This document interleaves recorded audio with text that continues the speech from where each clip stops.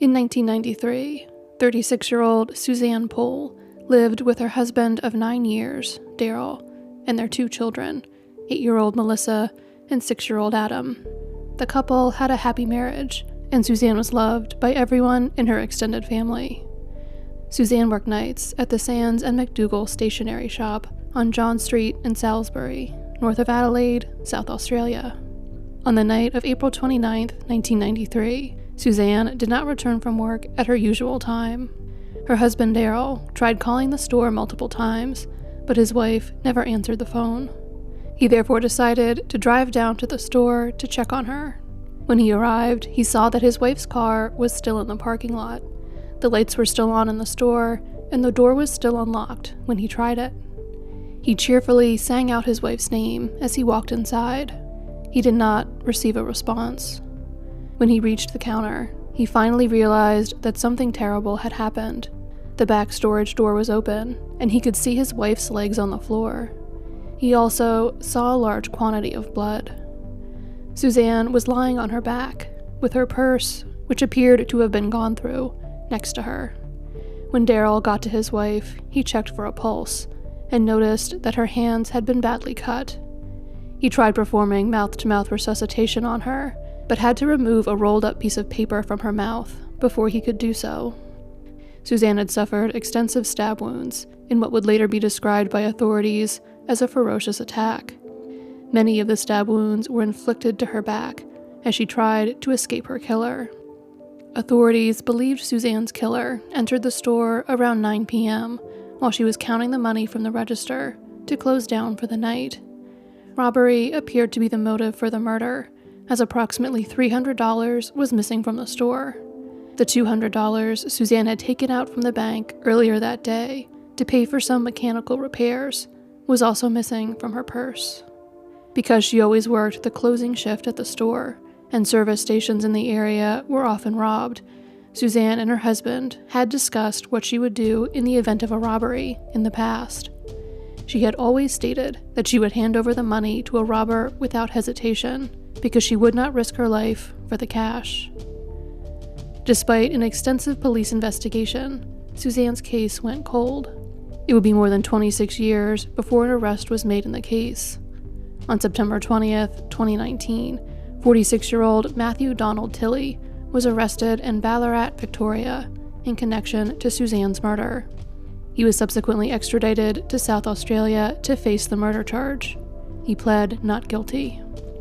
Following Tilley's arrest, Suzanne's daughter Melissa released a statement thanking the police and expressing some of the complex emotions the arrest had brought on for her and her family.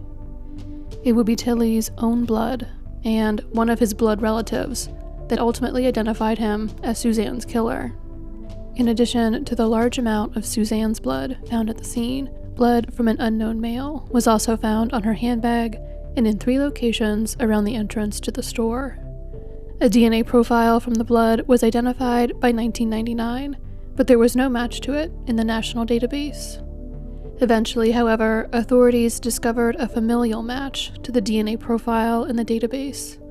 While they still did not have a direct match to the DNA from the crime scene, they did find a partial match, meaning the individual they found in the database was related to the person who left their blood at Suzanne's crime scene.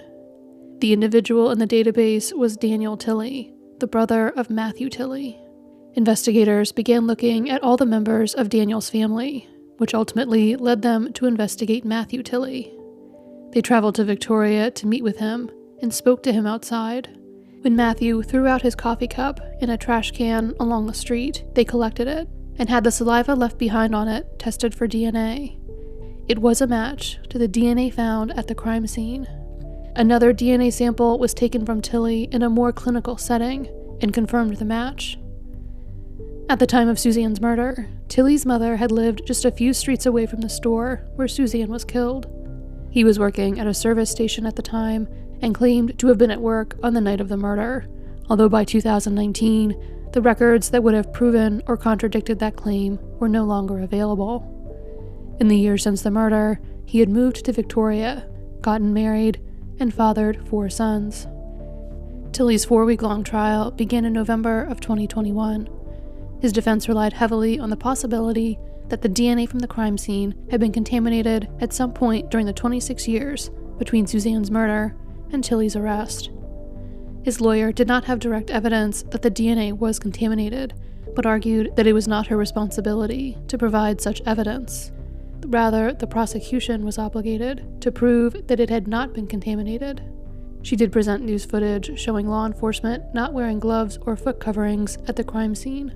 She also argued that while the amount of blood that did not belong to Suzanne found at the scene was enough to fill a vial, her client had not had any cuts to his hands at the time of the murder, although how this could be proven is unclear.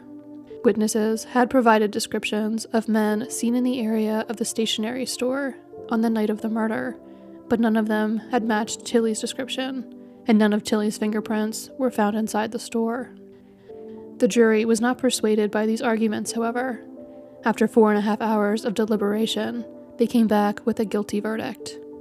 Tilly was sentenced to life in prison, with his non-parole period set at 26 years after court proceedings in March of 2022. Tilly was identified because his brother, Daniel Tilly's, DNA was in the police database and came up as a familial match to the DNA at the crime scene. Daniel Tilly has reacted violently to his brother's arrest and conviction, attacking members of the media on 3 different occasions throughout his brother's legal proceedings. The most recent incident occurred in September of 2022, when he exited court and charged at a waiting cameraman, shoving him to the ground with enough force to cut his head. Daniel Tilly continuously swore throughout the attack, which he carried out in full view of a bus full of schoolchildren, and had to be contained by sheriff's officers, who subsequently denied him re-entry to the courtroom for later proceedings.